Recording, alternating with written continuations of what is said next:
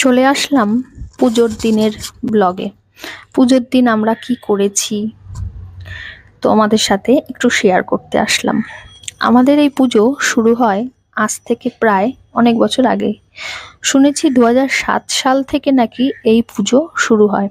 এই যে দেখো, আমরা অঞ্জলি দিচ্ছিলাম, এরপর ঠাকুরমশাই আরতি করবে। দেবী বিপত্তারিণী খুবই জাগ্রত এবং সকল ভক্তদের মনের ইচ্ছা উনি পালন করেন।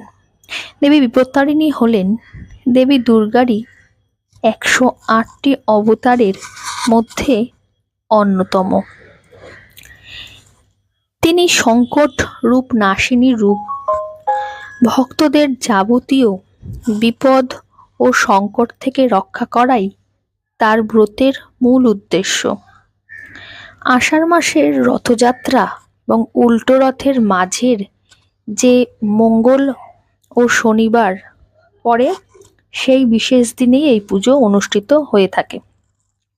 শোনা যায় দেবাদিদেব মহাদেব দেবী পার্বতীকে তার শ্যামবর্ণের জন্য কালী বলে উপহাস করতেন। তাতে দেবী ক্ষুব্ধ হয়ে কঠোর তপস্যা শুরু করেন এবং নিজের কৃষ্ণবর্ণ রূপ ত্যাগ করে এক নতুন রূপ লাভ করেন। পার্বতীর সেই শরীর থেকেই সৃষ্টি হয় দেবী বিপত্তারিণী। এই যে দুব্য দেখছো হাতে, এই দুব্য হাতে নিয়ে ভক্তি ভরে দেবীর ব্রত কথা শুনতে হয়। ঠাকুরমশাই ব্রত কথা পাঠ করছেন। এই যে দেখো, এখানে যজ্ঞ হচ্ছে।